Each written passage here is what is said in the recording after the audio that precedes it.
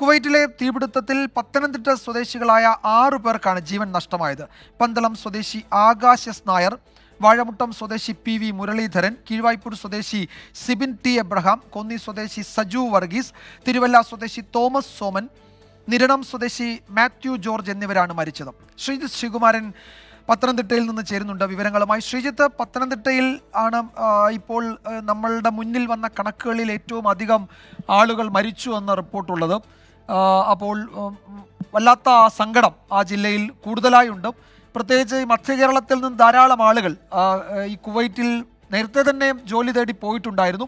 അവരുടെയൊക്കെ കുടുംബങ്ങളിൽ നിന്നുള്ള ആളുകൾ വീണ്ടും അവിടേക്ക് പോവുകയും ഒക്കെ ചെയ്തിട്ടുണ്ട്. കുവൈറ്റിലെ നമുക്കറിയാം ഏറ്റവും അധികം ആളുകൾ ഒരുപക്ഷെ ജോലി ചെയ്യുന്ന പ്രവാസികളായിട്ടുള്ളത് മധ്യ കേരളത്തിൽ തന്നെയാണ്. അതിൽ പത്തനംതിട്ടയും കോട്ടയം ഒക്കെയാണ് മുന്നിലുള്ള ജില്ലകൾ. ഇപ്പോൾ വരുന്ന ഏറ്റവും ഒടുവിലത്തെ വിവരങ്ങൾ എന്തൊക്കെയാണ് ശ്രീജിത്ത്? ജില്ലാ കളക്ടർ ഇക്കാര്യത്തിൽ ഒരു സ്ഥിരീകരണം നൽകുന്നുണ്ടോ?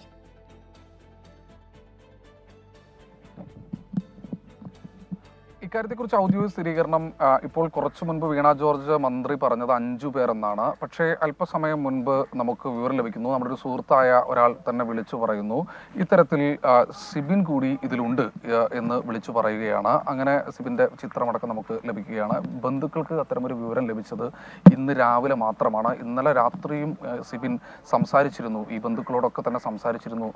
അതിനുശേഷം രാത്രി ഫോൺ വെച്ച് ഉറങ്ങാൻ കിടന്നാണ് കഴിഞ്ഞ ദിവസം, ഈ സംഭവ ദിവസം രാത്രി ഉറങ്ങാൻ കിടന്നാണ്. അതിൻ്റെ തൊട്ടടുത്ത ദിവസം പുലർച്ചയോടുകൂടിയാണ് ഇങ്ങനെ സംഭവിക്കുന്നത് എന്നാണ് മനസ്സിലാക്കുന്നത്. എന്തായാലും സിബിൻ 31 വയസ്സാണ്. 8 വർഷമായി അവിടെ ജോലി ചെയ്യുകയാണ്. നമ്മളിപ്പോൾ ദൃശ്യങ്ങൾ കാണുന്ന മുൻ MLA ജോസഫ് പുതുശ്ശേരി അടക്കമുള്ള ആളുകൾ സിബിൻ്റെ കീഴ്വായ്പൂരിലേക്ക് വീട്ടിലേക്ക് എത്തിച്ചേർന്നിട്ടുണ്ട്.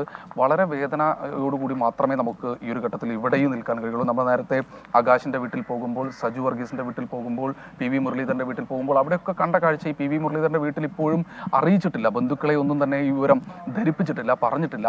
പക്ഷേ അവിടെ പോലും ആ നാട്ടുകാരുടെ ഒരു വിഷമം കാണുന്ന സമയത്ത് നിൽക്കാൻ കഴിയുന്നില്ല. ഏതാണ്ട് 8 വർഷമായി ഇവിടെ തന്നെയാണ് താമസം എന്നാണ് പറയുന്നത്. നമുക്ക് ജോസഫ് പുതുശ്ശേരിയുടെ ഒരു പ്രതികരണം തേടേണ്ടതുണ്ട്. നമ്മുടെ ഈ ജില്ലയിലാണ് ഏറ്റവും കൂടുതൽ ആളുകൾ. നമുക്കിവിടെ പിടിച്ചു നിൽക്കാൻ കഴിയാത്തൊരവസ്ഥയിലാണ് നാട്ടുകാരും ബന്ധുക്കളും ജനങ്ങളും ഒക്കെ. എന്താവും അവസ്ഥ, മറ്റു തുടർ നടപടികൾ എങ്ങനെയൊക്കെ എന്താവും എന്നതാണ്. അതീവ ഗുരുതരമായ ഒരു സാഹചര്യമാണ് ഉണ്ടായിരിക്കുന്നത്. എല്ലാവരും അപ്രതീക്ഷിതമായ ഉണ്ടായ ഈ ഒരു ഞടുക്കത്തിൽ നിന്ന് ഇതുവരെ മോചിതരായിട്ടില്ല. എത്രയും വേഗം അനന്തര നടപടികൾ സ്വീകരിക്കുകയും കുടുംബത്തിൻ്റെ സമാശ്വാസത്തിന് ആവശ്യമായ സഹായം എത്തിക്കുകയും ചെയ്യുക എന്നുള്ളതാണ് അടിയന്തരമായി ചെയ്യാൻ കഴിയുന്നത്. കേന്ദ്ര ഗവൺമെൻറ് ചില നടപടികൾ വരുന്നതായി വാർത്തകളിൽ കാണുന്നു. സ്റ്റേറ്റ് ഗവൺമെൻറ്റും വേണ്ട ഇടപെടലൊക്കെ നടത്തിയിട്ടുണ്ടെന്ന് ആണ് അറിയുന്നത്. അപ്പോൾ അടിയന്തരമായ ഒരു കുടുംബത്തിൻ്റെ സഹായത്തിന് ഉതകുന്ന ഒരു നടപടി ഉണ്ടാവുക എന്നുള്ളതാണ് ഏറ്റവും അനിവാര്യമായിട്ടുള്ളത്. ബന്ധു അല്ലേ വിഷമത്തിൽ പങ്കുചേരുന്നു. പക്ഷേ നമുക്ക് ഈ ഒരു ഘട്ടത്തിൽ ചോദിക്കാൻ കഴിയുന്നില്ല, എത്ര വർഷമായി അദ്ദേഹം അവിടെ? ഏകദേശം 8 വർഷത്തോളമായി. അവിടെ എന്തായിട്ടായിരുന്നു ജോലി ചെയ്തത്? അവിടെ ക്യാഷിൽ ജനുവരിയിൽ വന്നു പോയതാണ്. ഇതൊരു വിഷമം. ഞങ്ങളിവിടെ നിൽക്കുന്ന സമയത്ത് ഒരു വിഷമം എന്ന് പറയുന്നത് ഇദ്ദേഹത്തിൻ്റെ അമ്മ മരിച്ചിട്ട് ഏതാണ്ട് 5 മാസമായിട്ടുണ്ട്. അമ്മ മരിച്ചിട്ട് 5 മാസം. ഇതിന് ഭാര്യയും എങ്ങനെയാണ്? ഭാര്യയും കുഞ്ഞും ഇവിടെ ഉണ്ട്. ചെറിയ കുഞ്ഞാണോ? ആ കുഞ്ഞ് 8 മാസം. മാമോദിസായിക്ക് ഓഗസ്റ്റിൽ വരാൻ വേണ്ടി പ്ലാൻ ചെയ്തിരിക്കുകയാണ്. ബർത്ത്ഡേ. തീർച്ചയായും ഈ വീട്ടിൽ നിൽക്കുമ്പോൾ ഇവരോട് അങ്ങനെ സംസാരിക്കാൻ നമുക്ക് കഴിയില്ല. കാരണം അത്ര കണ്ട് വിഷമത്തിലാണ് ആ കുടുംബമുള്ളത്. കഴിഞ്ഞ ദിവസം വിളിച്ച് സംസാരിച്ച് കിടന്നുറങ്ങിയ മനുഷ്യനാണ് പിറ്റത്തെ ദിവസം മിസ്സിംഗ് ആവുന്നത്. ഇന്ന് രാവിലെ മരിച്ചു എന്നൊരു വിവരം ലഭിക്കുന്നത്. എന്തായാലും ഇത് മാത്രമല്ല, നേരത്തെ പറഞ്ഞ പോലെ 6 കണക്ക്. ചില അനൗദ്യോഗിക വിവരങ്ങൾ ലഭിക്കുന്നുണ്ട്. പത്തനംതിട്ട ജില്ലയിൽ നിന്ന് കൂടുതൽ ആളുകൾ ഇതുപോലെ മിസ്സിംഗ് ആയിട്ടുണ്ട് എന്ന തരത്തിൽ വിവരങ്ങൾ ലഭിക്കുന്നുണ്ട്. അത് ആവരുതേ എന്നാണ് ഈ നാട്ടുകാർ ഒന്നടങ്കം തന്നെ പറയുന്നത്, ആശിക്കുന്നത്. അത്തരത്തിലുള്ള വിവരങ്ങളൊന്നും തന്നെ പുറത്തു വരരുതെന്ന് ഈ നാട്ടുകാർ ആശിക്കുന്നുണ്ട്. സ്വാഭാവികമായി അങ്ങനെയുള്ള വിവരങ്ങൾ പുറത്തു വരാതിരിക്കട്ടെ എന്ന് നമ്മളും ആശിക്കുന്നു.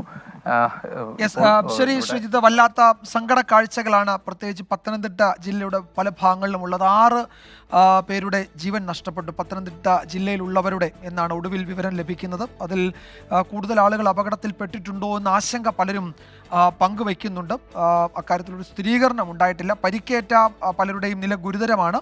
അവരെ മറ്റ് ആശുപത്രികളിലേക്കൊക്കെ മാറ്റണമോ എന്നതിലൊരു തീരുമാനം ഇന്നുണ്ടാകും എന്നാണ് വരുന്ന മറ്റു ചില വിവരങ്ങൾ. എന്തായാലും കൂടുതൽ ഏകോപനം അടുത്ത മണിക്കൂറുകളിലെ അപകടത്തിന് ശേഷമുള്ള കാര്യങ്ങളിൽ ഉണ്ടാകുമെന്നാണ് കരുതുന്നത്.